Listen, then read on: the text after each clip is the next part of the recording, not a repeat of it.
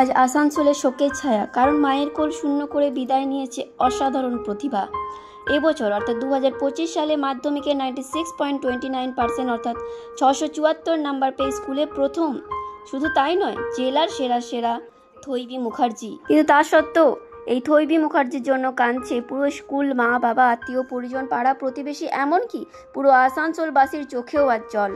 আজ কেঁদেও কুল পাচ্ছে না তার মা বাবা। আসানসোলের উমারানীগড়ায় মহিলা কল্যাণ স্কুলের ছাত্রী থৈবী মুখার্জি ক্লাস 1 থেকে 10 পর্যন্ত সব সময়ের জন্য টপার ছিলেন। এই বছর মাধ্যমিকে শীর্ষস্থান অধিকারী, কিন্তু সেটা তার আর জানা হলো না, কারণ রেজাল্টের কয়েকদিন আগে অর্থাৎ 16ই এপ্রিল লিভার জন্ডিসে মারা গেছেন থৈবী মুখার্জি। মাধ্যমিক পরীক্ষার আগে জন্ডিস ধরা পড়ে, তবুও দমে যায়নি সে।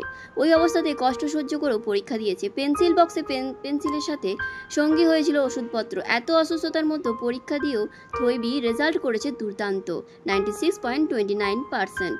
যদি সুস্থ অবস্থায় পরীক্ষা দিত তাহলে আজ পশ্চিমবঙ্গে সেরা হতো থৈবী মুখার্জি, এমনটাই দাবি করছেন স্কুলের শিক্ষক শিক্ষিকারা।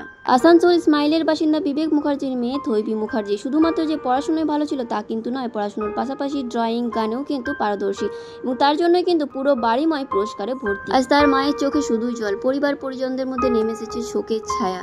আমরা আসানসোলবাসী কিছুতেই মেনে নিতে পারছি না, এত প্রতিভাবান একটা মেয়ে হারিয়ে গেছে আমাদের আসানসোল থেকে। তার আত্মার শান্তি কামনা করি। এই দুঃখের দিনে আমরা শুধুমাত্র পাশে থেকে একটু তার দুঃখটা হালকা করার চেষ্টা করেছি, ভাগ করে নেওয়ার চেষ্টা করেছি। কি বললেন তার মা বাবা, কেমন আছেন? ডিটেলস ভিডিও আপলোড আছে ফেসবুক, ইউটিউবে, দেখে আসতে পারো।